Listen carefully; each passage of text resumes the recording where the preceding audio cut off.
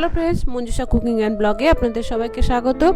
আমি আজকে আবার একটা নতুন রেসিপি নিয়ে চলে এসেছি। এখন বাজারে কমলা লেবু পাওয়া যাচ্ছে প্রচুর, তো কমলা লেবুর একটা রেসিপি আপনাদের সঙ্গে শেয়ার করব।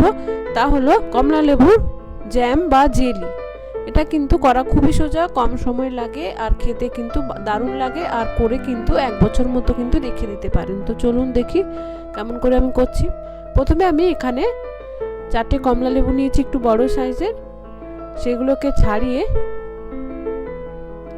এইভাবে সাদা অংশটা আমি ফেলে দেব।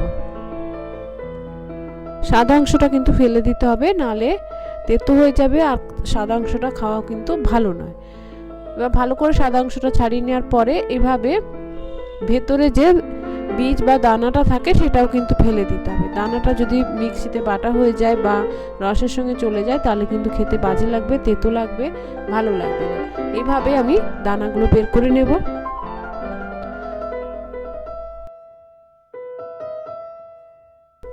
দেখুন সবকটা দানা বের করে নিয়েছি, সুন্দরভাবে ছাড়িয়ে নিয়েছি, সাদা অংশ কিন্তু নেই। এবার এটা আমি মিক্সিতে পেস্ট করে নেব।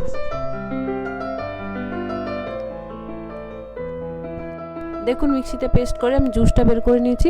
এটা কিন্তু ছাঁকার কোনো দরকার নেই, এরকম একটু দানা দানা থাকলেও কিন্তু কোনো অসুবিধে নেই, যেহেতু এটা জেলি হবে।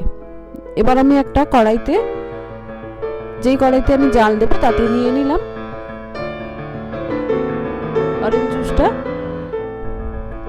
এবার এতে দিয়ে দিচ্ছি যতটা ওজন হয়েছিল ছাড়ানোর পরে, মানে আমার প্রায় 500-550 গ্রাম মতো আগে ছিল, তারপর ছাড়ানোর পর সেটা 400 গ্রাম মতো হয়েছিল। তো 400 গ্রাম মতো চিনি আমি দিয়ে দিলাম। এবার এটা নেড়ে নেব ভালো করে। এটা হাই ফ্লেমে একটু জাল দিয়ে নেব প্রথমে। দেখুন প্রথমে হাই ফ্লেমে জাল দেওয়ার পর এরকম গলে রসটা কিন্তু পাতলা হয়ে গেছে। এই সময় গ্যাসের আঁচ মিডিয়াম রেখে এটা আমি মিনিট 10 ঘন করে নেব। তবে যেহেতু চিনি দিয়েছি মাঝে মাঝে কিন্তু নাড়তে হবে। ওইদিকে হতে হতে আমি এদিকে কমলা লেবুর খোসাটা নিয়ে নিয়েছি। খোসা নিয়ে দেখুন এইভাবে একটা ছুরি বা চামচের সাহায্যে সাদা অংশটা বাদ দিয়ে দিচ্ছি। ওই যে বললাম সাদা অংশটা যেহেতু ভালো নয়, বাদ দিয়ে দিলাম। এবার এটা আমি সরু সরু করে জুলিয়ান করে কেটে নেব। দেখুন এদিকে 10 মিনিটে অনেকটা কিন্তু ঘন হয়ে গেছে। দেখুন আমি হাতার উপর নিয়ে দেখাচ্ছি কি সুন্দর ঘন হয়ে গেছে। এবার আমি যে জুলিয়ান করে কেটে রাখা লেবুর খোসাটা রেখেছিলাম সেটা দিয়ে দিলাম। আর 1 পিঞ্চের থেকে কম, একদম সামান্য একটু ফুড কালার দিলাম। দিলে কি হবে, অরেঞ্জ কালার দেখতে ভালোই আছে, তবে এটা দিলে একদম দোকানের মতো পারফেক্ট হবে বলে আমি দিলাম। আপনারা যদি মনে করেন যে এটা দেবে না তাহলে স্কিপ করতে পারেন। আর দিচ্ছি একটু দারচিনি, এইভাবে যাতে সুন্দর একটা স্মেল আসে জ্যামের মধ্যে, তাই জন্য। যদি আপনারা দারচিনি গন্ধ পছন্দ না করেন স্কিপ করতে পারেন। দেখুন আরও 5 মিনিট আমি ঘন করে নিয়েছি, অনেকটাই কিন্তু ঘন হয়ে গেছে।